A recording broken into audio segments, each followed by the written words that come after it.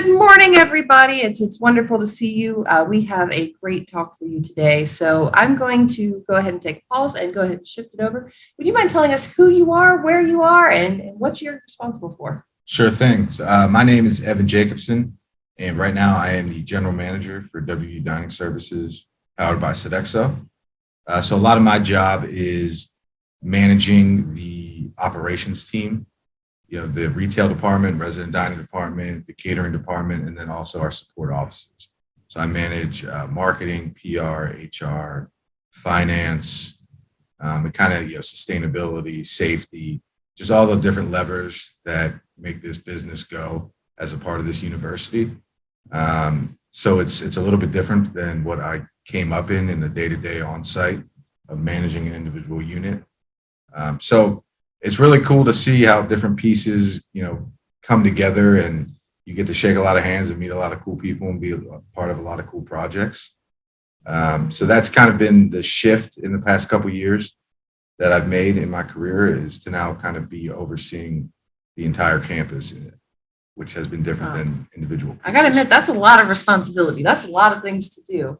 Well, with that, can you take us through kind of what your typical day looks like? A typical day is probably not typical at all. That's I guess the nature of the beast. It's the beauty of it. Mm-hmm. But usually it's get in the morning and check in with kind of each department head, see what's going on, see if we have any critical issues we have to catch up on. Unfortunately, part of my job I don't necessarily like too much is calls and some meetings. So I have to, put that on my schedule and take care of those usually pretty early in the day. And then, just check on emails and then spend some time with each department, go around, check on the units, make sure everything's going well, talk to our people, talk to our guests, and then just look at it from a customer experience, from a client perspective, and see what opportunities we can take to, enhance really the student experience. So that's a big focus of my job. And then, towards the end of the day, I like to get together with some other leaders around campus, and we like to dream a little bit. We like to talk about different technology that's coming. How can we, cool. Look at our capital enhancement, capital investments, and really make an impact on campus. Now, you mentioned technology there, which is actually one of the pillars that we have in this class we try to focus on, is some of the ever-growing, changing technology in hospitality management. Can you tell us about some of the cool technologies in food and bev, or like which ones are important to y'all? Well, it's transformed over the past 5 to 10 years drastically. So, probably 7 to 10 years ago, it was all about the apps. Can we get menus on an app? Can we maybe order from an app? And then things like Grubhub came, and Get app, and different ways and vehicles for students and guests to order food from us and communicate with us and provide feedback. So that was a very good platform for us to get in tune with our customers and really look at data and traffic to what they want. Now it's a lot of the technology we look at is practical in how do we put it in operations. So we look at things like autonomous C-stores, which puts 100 or 1,000 cameras above, and it'll allow us to be cashierless, so students can, it'll pick up their ID when they come in, they can check out and move on their day, which is really cool, because in a place where, maybe we want to keep it open 24 hours. Sometimes it's difficult to put a cashier in there all night. Yeah. But, with these autonomous C-stores, that can be 24/7, 365. Well, that's cool. And I've heard about similar things piloted by Amazon. So it's really neat to see how that can work in the food and bev world. Absolutely. That's amazing. Mm-hmm. Well, when it comes to a lot of these daily roles that you're doing, many of these students, they're first starting out in this industry, and they are working from being cashiers to wanting to be managers to wanting to work in the sort of scaled up environment that you're in. Do you have any suggestions for our students on great places to start if they want to break into this industry? That's a good question. Personally, I know that when I was in college and graduated, I thought by 30 I would probably have a private jet, maybe own a couple hotels, and be well on my way to being a billionaire. So that's like the dream. So when I took my first job, I think I went in thinking that I knew it all, because I studied hard, I performed well at school, and I passed the exams and the practical and, kind of everything you had to do to graduate. I did well at internships. But you kind of learn, and I learned myself pretty early, that there's a lot of intricacies and skills that come with experience. And there really is no shortcut for that. And you do have to get in the mud and the trenches a little bit. It's important to work hard and for you to be able to capably manage people, because in this business, that's really what you're managing. You're managing your number one asset as a manager, owner, operator is your people. So to manage that, you have to understand the psychology, and to understand the psychology, you have to be able to relate to what challenges your people are going to go through, because every day is a new day and there are always challenges. Now, when you can relate, you can be a guide, you can solve the problems because you've probably gone through it. Something I learned is there's nothing new under the sun. So any problem, someone somewhere has probably gone through it. And if you can either draw from your own experiences or draw from experiences on your team, you'll build trust, and, it will really help you kind of fine tune your own machine. So that would be my number one advice. Don't be afraid to get in where you fit in. I know that when I took my first job at Texas Christian, I think people thought I lived there because I wanted experience. If it was catering, cool, put me on a plate up. If it was how to cut a pineapple, cool. If it was retail, resident dining, if it was how to order, how to move pallets, bust suds in the dish room, it didn't really matter, because to me, it was all important because I had a longer term goal. So I didn't really focus on, today I'm in dish room and I have a college degree. Why would I be doing this? It was, this is all a step, because now I can break down a dish machine. So if our dish machine fails, I know that I'm capable of helping. You know how to troubleshoot. And I can work with our team and help develop and train.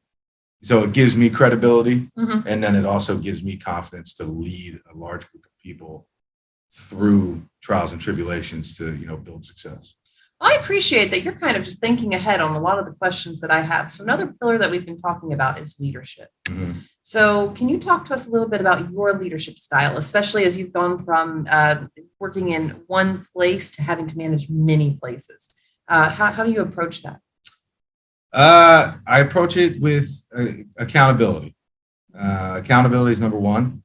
And I think the common misconception with accountability is that means aggression, and that means a lot of passionate conversations in difficult situations. But for me, it's, if I can't hold myself accountable, how can I hold you accountable? And respect and loyalty and accountability is a two-way street. So I want people on my team to look at me, and if I'm not doing something properly, if I'm not walking through our kitchen with slip-resistant shoes, I want anybody on our team, doesn't matter who it is, to tell me you don't have slip-resistant shoes on, because that's how you build a team of trust. Radical transparency, radical truth. It's okay to be wrong sometimes. It's okay to be. It's good to be wrong. So that's one thing I focus on, and it takes a little bit of time to perfect it. When I first started managing a group of people, it was a smaller group, but I kind of went in with this mindset of accountability is aggression. So it was, I had this mindset of I have to manage through, almost power. And it made a very tense work environment. We were effective and we got things done, but it was all about the work. So in the downtimes and the interim times, there wasn't any personal growth or personal relationships to be made. It was all just about the work, and it was very tense all the time. So when my role expanded, I took a different approach, and it was more of let's be like a team player and almost like a buddy. And that was very, very ineffective, because I would let things slide. And, my team knew that, and they knew what they could get away with. And really, again, it's about performance. And I wasn't holding myself or anybody accountable to that, because I didn't want it to be so tense. Yeah. So then as my role expanded again, then it's kind of. But there's a reason we focus on those metrics too. Yeah. Absolutely. Yeah. So it's all about finding that balance and understanding that I can hold you accountable to standards and expectations, but I can also go talk to you about the football game or what your kid did this weekend or what you have coming up in the future. So it doesn't always have to be about the business, but when it comes to expectations and standards and holding accountable to that, that's the number one thing that I look for in leadership. Okay. And actually, I love that you brought up standards, because that's something that I kind of am always interested in, especially in the food and bev world, because we have multiple different levels of rating, right? We have safety ratings, we have consumer experience ratings. How do these sorts of systems play into the decisions that y'all make? Depends on the I guess the microscope that we're looking through, or the lens that Okay. we're looking through. When it comes to safety, it's very black and white. You did it or you did not do it. Yeah. When it comes to customer satisfaction, that can be perceived by your customers in various different levels. Mhm. So there's a lot of gray. And I like to live in the gray because I think you can have some fun.